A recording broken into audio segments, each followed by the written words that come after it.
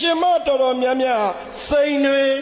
ရွှေတွေငွေတွေစင်နိုင်တဲ့ယောက်ျားဆိုလို့ရှိရင်ကိုမောင်အပီလာဒါလင်ခေါ်လို့ကိုမဆုံးဘူး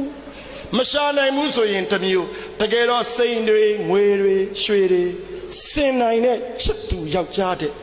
ကိုယ့်ရဲ့အားနည်းချက်ကိုပုံကြီးမချဲ့တဲ့ယောက်ျားပို့ပြီးတန်ဖိုးရှိတယ်ဆိုတာမိမနင်မသိဘူး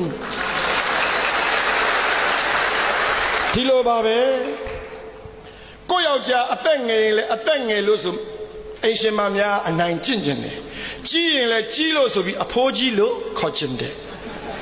ငွေရှာလို့မရဘူးအသက်လည်းကြီးရင်အထင်သေးကျင်တယ်ကိုယ့်ယောက်ျားဟာကိုယ့်တဲ့အသက်ကြီးတယ်ငယ်တယ်ဆိုတာတဲ့အသက်အရွယ်နဲ့မျှတဲ့ရှင်းချက်မှုရှိတဲ့ယောက်ျားကိုပိုင်ဆိုင်ထားရတာနင်တရားမင်းရထားတယ်လို့ပဲလို့နင်မသိပါဘူးဟဲ့ပါဇက်ကသာပြောတာပါဇက်ကသာစိတ်ထဲကနေပြောနေတာမိမကြအောင်မပြောရက်ဘူးဒါဟာအချစ်ယောက်ျားသားအိရှင်